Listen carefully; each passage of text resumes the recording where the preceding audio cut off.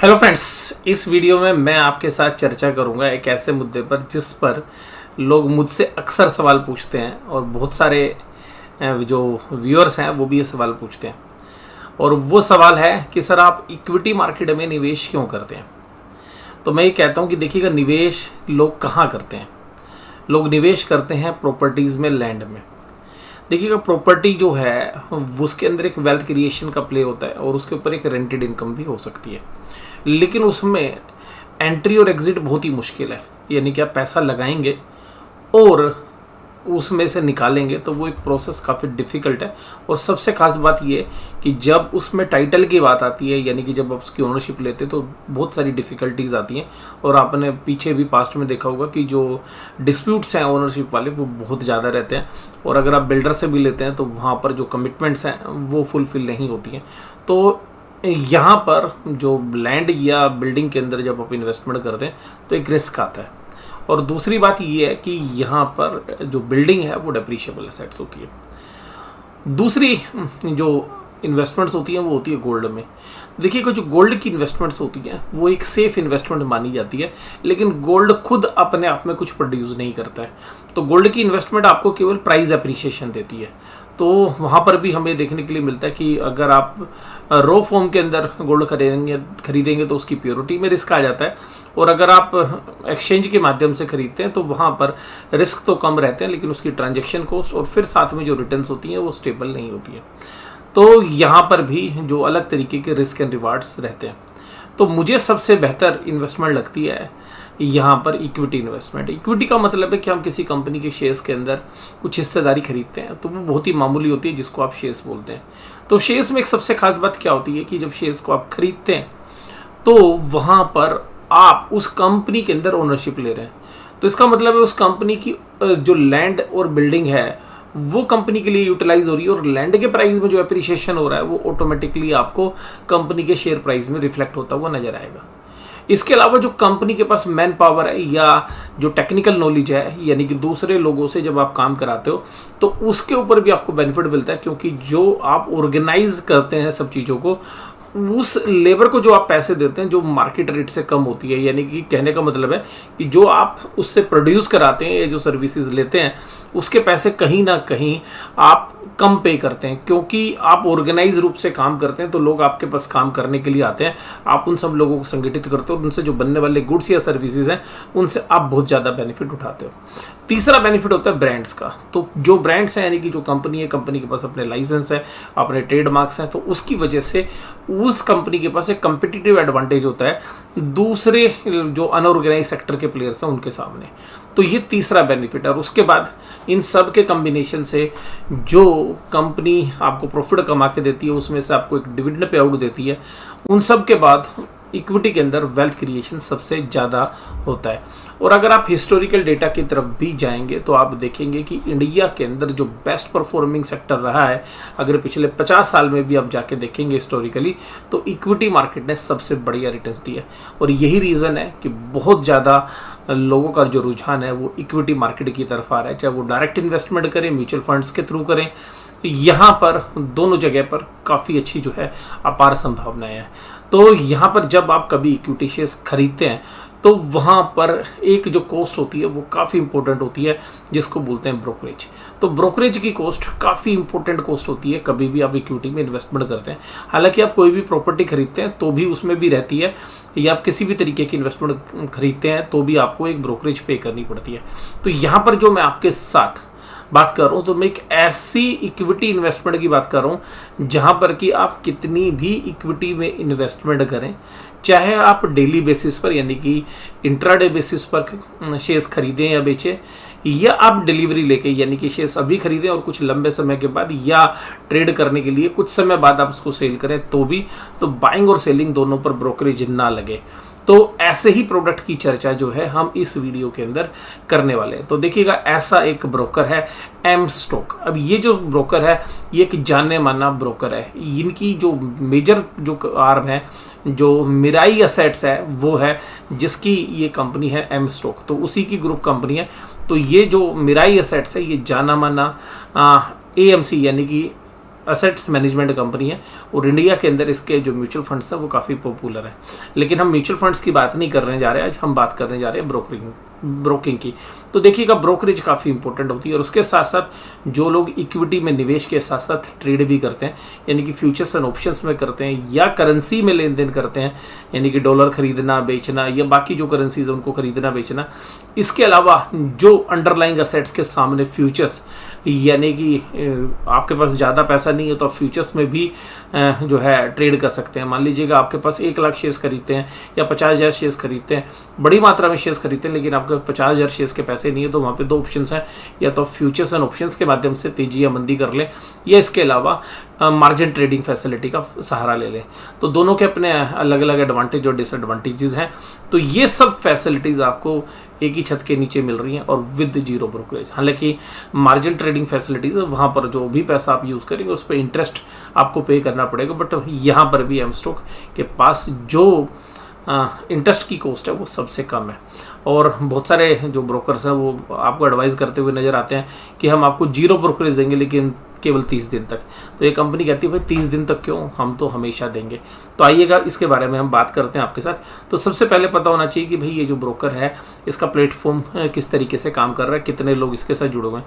तो 2.2 lakh paid accounts हैं आज की डेट में, 10 जो करोड़ जो है ट्रेड्स हैं और 215 जो करोड़ की MTF बुक्स है, यानी कि जो मार्जिन फैसिलिटीज़ जो हैं लेते हैं।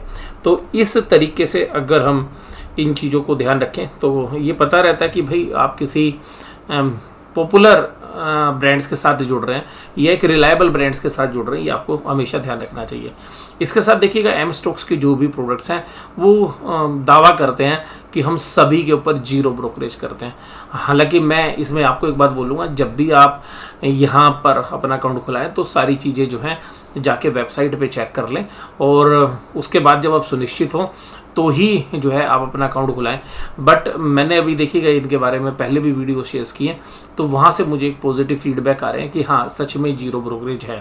तो मैं फिर भी आपको कहूँगा कि देखिएगा आप अपने आप को एक बार सुनिश्चित कर लें। तो मार्जिन ट्रेडिंग फैसिलिटीज़ जो हैं वो यहाँ पर 6.99% में मिल रही है, यानी कि जो लोएस्ट रेट ऑफ इंटरेस्ट है वो ये चार्ज करते हैं। Stocks, futures, options, currency futures, currency options सब जीरो ब्रोकरेज पे है। करेंसी मार्केट भी जीरो है। म्यूचुअल फंड्स में आप डायरेक्ट इन्वेस्टमेंट कर सकते हैं, यानी कि डायरेक्ट का मतलब होता है कि जो बीच की ब्रोकरेज है वो नहीं लगती है। इसके अलावा आप IPO यानी कि जो इनिशियल पब्लिक ऑफर्स हैं उसमें डायरेक्टली इन्वेस्टमेंट कर सकते हैं। तो ये कंपनी कहती है कि जीरो ब्रोकरेज चार्जेस और नो हिडन चार्जेस। लेकिन देखिएगा मैं आपको बताना चाहूँगा कि ये कंपनी दावा तो करती है कि जीरो चार्जेस हैं, बिल्कुल ठीक है, लेकिन ध्यान रखिएगा आपको एक 1 टाइम की कॉस्ट पे करनी पड़ेगी जो होगी 999, यानी कि 999 रुपये एक बार आप देंगे, जिंदगी भर के लिए आपकी ब्रोकरेज फ्री हो जाएगी। इसके अलावा आपके पास जो डीमैट अकाउंट होगा उसके लिए भी 999 रुपीज़ आपको देने पड़ेंगे, यानी कि 999 रुपये, और प्लस जो GST होगा वो आपको पे करना पड़ेगा, और फिर जो है कोई चार्जेस नहीं है। हालांकि इसमें एक बात आपको समझनी है कि जो सरकारी खर्चे हैं वो तो होंगे ही होंगे, जैसे सेबी का टर्नओवर टैक्स है, जो एक्सचेंज की फ़ीस है या जो एक्सचेंज के ट्रांजेक्शन चार्जेस हैं। इसके अलावा जो स्टेट गवर्नमेंट्स हैं उनकी स्टैम्प ड्यूटीज़ होती हैं, तो देखिएगा उसमें कोई रिलीफ नहीं होगा। वो आपको पता होना चाहिए जो कि जब भी आप कोई प्रॉपर्टी खरीदते हैं तो भी स्टैम्प ड्यूटी देनी पड़ती है। अगर आपका जो प्रॉपर्टी डीलर है वो आपसे पैसे नहीं ले रहा तो इसका मतलब ये नहीं है कि सरकार आपसे स्टैम्प ड्यूटी नहीं लेगी। तो जो सरकारी खर्चे हैं वो तो होते रहेंगे। और देखिएगा जो प्लेटफॉर्म्स हैं वहाँ पर जो है इनका स्मार्ट भी है, सिक्योर भी और सुपर फास्ट भी है। और सबसे खास बात ये कि वेल नोन जो है एक ब्रांड है, 25 ईयर्स की इनकी प्रेजेंस है और वो भी बेहतरीन प्रेजेंस है। 600 बिलियन का जो है AUM वर्ल्ड वाइड ये करते हैं डॉलर्स टर्म के अंदर। इसके अलावा अगर हम बात करें 1.2 करोड़ जो ट्रेड्स हैं वो इनके प्लेटफॉर्म पे रोज होते हैं। इसके अलावा देखिएगा जो ब्रोकरेज है वो मैंने बता दिया आपको, 999 जीरो ब्रोकरेज, 999 AMC। तो ये दोनों अगर आप लेंगे, तो अगर आप ये कहते हैं कि नहीं जी हम ये AMC नहीं देना चाहते डीमैट की, तो फिर देखिएगा आपको 120 रुपये पर क्वार्टर देने पड़ेंगे। और अगर जीरो ब्रोकरेज जो है आपको लाइफ टाइम मिलेगी 999 में, लेकिन अगर आप 149 देते हैं तो फिर 20 रुपये ब्रोकरेज की ऑप्शन भी आपके पास उपलब्ध है। बट मुझे तो देखिएगा यही ऑप्शन सबसे बढ़िया लगती है। 999 एक बार दीजिए जीरो ब्रोकरेज, 999 एक बार दीजिए AMC लाइफ टाइम फ्री। तो 2000 रुपये का खर्चा मोटा मोटा देख लीजिएगा, प्लस जो GST होगी वो लगेगी। इसके बाद देखिएगा 1.8 लाख यूजर्स हैं और 6.99% जो है इनका जो रेट ऑफ इंटरेस्ट है मार्जिन ट्रेडिंग फैसिलिटी पे। तो आइएगा मैं आपके साथ जो दूसरे खर्चे हैं वो भी आपको स्क्रीन पे दिखा दूं, क्योंकि कुछ खर्चे ऐसे हैं जिनके बारे में आपको पता होना चाहिए, जो मतलब सरकारी जो फीस है या जो बाकी जो चार्जेज जो सारे ब्रोकरेज हाउसेज आपके साथ चार्ज करते हैं, तो उसका जो डिफरेंस है वो भी आप देख सकते हैं कि किस तरीके से इनका थोड़ा सा किफ़ायती है। और इसी तरीके से नो हिडन चार्जेस हैं, तो ये स्क्रीन भी आपको देखनी चाहिए। ये स्क्रीन आप जो है ध्यान से देख लीजिएगा, जो सारे खर्चे हैं वो इन्होंने बताया कि किस तरीके से इनके किफ़ायती हैं। इसके बाद देखिएगा हम बात करते हैं मार्जिन ट्रेडिंग फैसिलिटी की, यानी कि अगर आपके पास पूरा पैसा नहीं है, कम पैसे हैं, तो आपको ये पैसा उधार भी दे देंगे शेयर्स खरीदने के लिए, क्योंकि जो इक्विटी के अंदर जो एनुअल रिटर्न्स होती हैं जनरली कंपाउंडेड बेसिस के ऊपर, यानी कि CAGR जो होता है वो 13-14% होता है इंडेक्स के अंदर भी, और ये जो रेट ऑफ इंटरेस्ट चार्ज करते हैं वो करते हैं 6.99%। लेकिन ध्यान रखिएगा यहाँ पर अमाउंट के साथ जो है आपको समझना पड़ेगा कि कितने अमाउंट पर कितनी है। तो मैं आपको बता भी देता हूँ कि 25 लाख तक के लिए 9.49% इंटरेस्ट है, 25 लाख से 5 करोड़ तक 7.99 और अबव 5 करोड़ 6.99।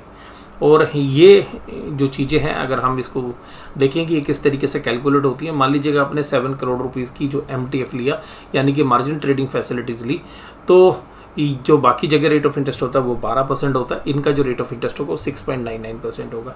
तो कुल मिलाकर यहाँ पर 7 करोड़ रुपीज़ के पोर्टफोलियो के अंदर आपको 5 करोड़ 60 लाख का उधार मिलेगा, यानी कि 7 करोड़ की अगर आपके MTF की टर्नओवर है तो 5 करोड़ 60 लाख का जो है आपको फंड मिल जाएगा। और इस पे जो एनुअल इंटरेस्ट अमाउंट होगा वो M स्टॉक पे 39,14,000 होगा, जबकि नॉर्मल ब्रोकर के पास 67,20,000, तो सेविंग होगी 28,07,600। मान लीजिएगा लेकिन कोई इतना बड़ा नहीं करता तो भाई छोटे अमाउंट के लिए तो बताइए सर। हाँ, तो अगर मान लीजिएगा आपने 50 लाख रुपए ही यूटिलाइज़ किए तो आपको 50 लाख में 80% यानी कि 40 लाख की फंडिंग वैल्यू मिलेगी, जिस पे टोटल इंटरेस्ट बनेगा साल भर का 3,19,600, और जबकि दूसरी जगह बनेगा 480, तो यहाँ पर भी सेविंग होगी 1,62,400। तो मुझे लगता है कि अब इस समय एक क्रांति आई है जीरो ब्रोकरेज की, और इस जीरो ब्रोकरेज की क्रांति के जो सूत्रधार है वो है M स्टॉक। तो मुझे लगता है कि इस तरीके से जो कस्टमर्स के लिए, या हम ये कह सकते हैं जो क्लाइंट्स हैं जिनको अपना ये अकाउंट खुलाना है, वो सबसे बेहतरीन है। लेकिन एक बात ध्यान रखिएगा, बहुत सारे हमारे व्यूअर्स कहते हैं कि सर ये ना पूरे पेपर वर्क करते हैं। मैं यही कहता हूँ जब भी अकाउंट खुलाएं ये बात ध्यान रखिएगा, पेपर वर्क कंप्लीट होना चाहिए, क्योंकि आप ही निवेश कर रहे हैं। अगर पेपर वर्क में कोई भी कमी रहती है तो वो बाद में नुकसानदायक होती है। तो M स्टॉक जो है आपसे सारे पेपर्स तो मांगेगा, यानी कि जो भी, हालांकि ऑनलाइन आपका सब कुछ हो जाएगा, लेकिन ध्यान रखिएगा आपको सारे पेपर्स जो है सबमिट करने पड़ेंगे। अगर कोई भी पेपर मिसिंग रहता है तो बाद में प्रॉब्लम हो सकती है, इसलिए ध्यान से जो भी पेपर्स रिक्वायर्ड है वो सारे पेपर्स आप तैयार रखिएगा, और तब अकाउंट्स ओपनिंग के अंदर वो सब चीज़ें अपडेट कर दीजिएगा, जिससे आपको बाद में किसी तरीके की असुविधा ना हो। तो मुझे लगता है कि यहाँ पर ये वीडियो आपको पसंद आई होगी और इक्विटी इन्वेस्टमेंट का महत्व आप समझे होंगे। तो मैं इस चर्चा को यहीं पे समाप्त करता हूँ। वीडियो देखने के लिए धन्यवाद। Thank you very much. Investments in securities markets are subject to market risks. Read all the related documents carefully before investing.